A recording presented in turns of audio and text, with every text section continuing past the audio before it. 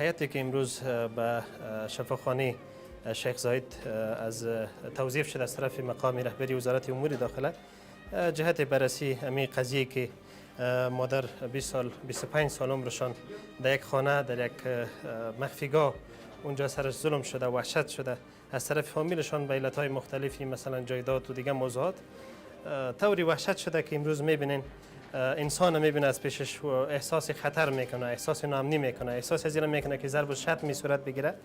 بنابراین هیئت از طرف مقام وزارت داخله، مسئول حوزه، مسئولین وزارت کلشون تعیین شده فقط به خاطر بررسی قضیه و میتوان بگوییم که هر خدمتی من بعد باشه تامین امنیتشان باشه، موضوع علاج و معالجهشان باشه، انشالله خود وزارت مسئولیت داره، امنیتشان را تامین میکنه، جای و مکان خوب مناسب برشان مساعد میسازه. این خانم که فعلا در مراقبت جدی در شفاخانه شیخ زاید بستر است از وضعیت روحی خوب برخوردار نیست. هر لحظه احساس ترس دارد و قادر به تکلم واضح نمی باشد. من که هیچ غرض ندارم، هیچ غرض ندارم. قطعی غرض نداری؟ ده زور نمیکشه. میگه زور ما دوا نمیکشه، میگه کتزا غرض نداره. یعنی اینیا زورش میکشه، حقت باید گرفته شوه. 20 سال از عمر ضایع شده. چرا؟ امنیت بده. امنیت شما را بگیریم. خوب امنیت. بهترین امنیت براتون میگیریم. پلیس در خدمتتان است، 24 ساعت پلیسان محافظتان است. هر خدمت غیر ازی باشه فقط شما گفتم صدا کنین به ما. شکر. وقتی که ما شب آمد و می آورده بودن اینجا همکارای ما از اینکه پرسان کردم گفت ما را زندانی کردن بیادرایم. دیگه گفت وقتی بیادرایم که موتر سلا پر کرد، گفت موتر سلا پر کرد از دریا تیر کرد. گفت ما ترسیدم. گفت ما که ترسیدم تو گفت تکلیف پیدا کردم. گفت ما را قید کردن، ما را نان نمیدادن. دیگه مادر کوثر گفت سرم زیاد ظلم میکرد، دیگه مرا خفه کرد، مرا لط کرد، گفت مرا قریب کشته بود. دیگه گفت باز ما عذر کردم پیش مرا اعلام کرد. دیگه مادر زنی بیادرای کیمیا میگه او زیاد ظلم کرد. قصارش که خودش کرده. میگه نیم قصار خودش به من قصه کرد، من اینجا ازش پرسان کردم خودش قصه کرد.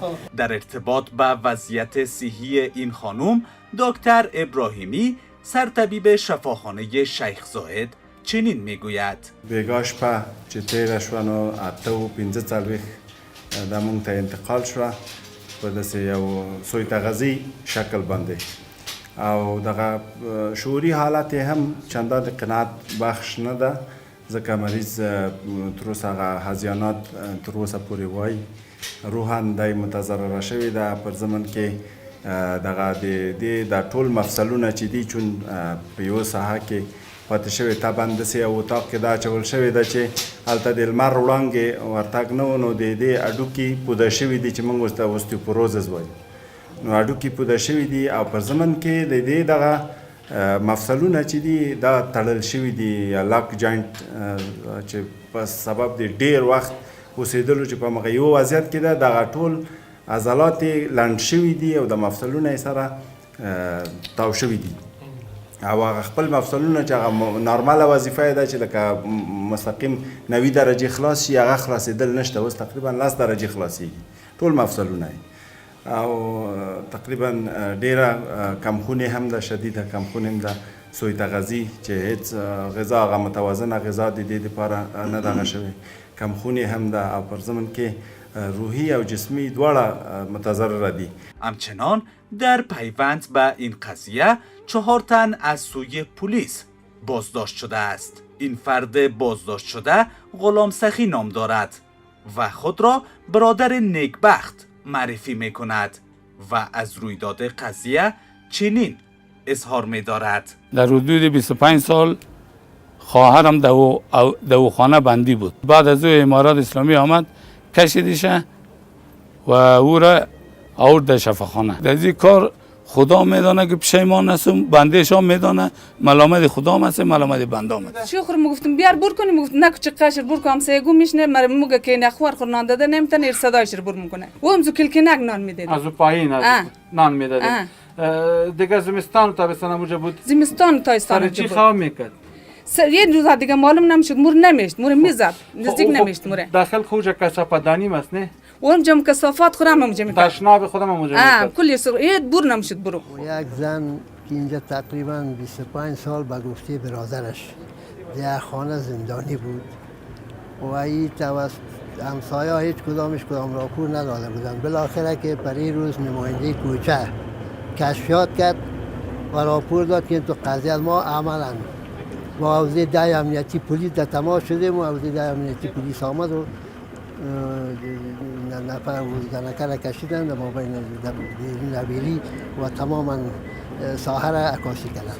د لسمې ناحیې مربوطه ساحې د چارقلا په سیمه کې د شیخ علي کوڅه کې یو کور د موږ د کشفي ارګانو لخوا نه کشف سه چې په هغه کې د خپل ورور له لاسه 25 کاله خپله خور په بند کې ساتلې وه. لله الحمد د موږ د مجاهدینو لخوا نه کشف سه چې اجل موږ ته خبر راکړه او موږ اجل اقدام وکړه.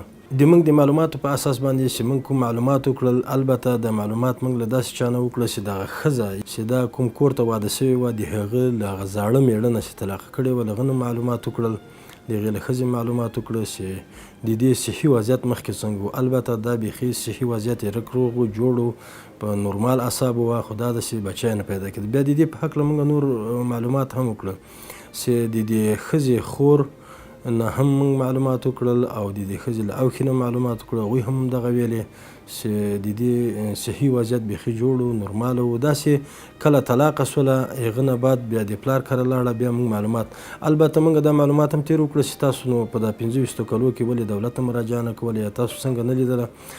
خو بالاخره هغوی له دې نه دا خبره کوله چې دوی سره موږ کوم رابطه په دغه 25 کلو کې نه درلوده، چون دا سړی ډېر داسې یو سړی و چې په د خپله کوڅه کې هم دوستانو سره چا روابط چا سره نه درلودل.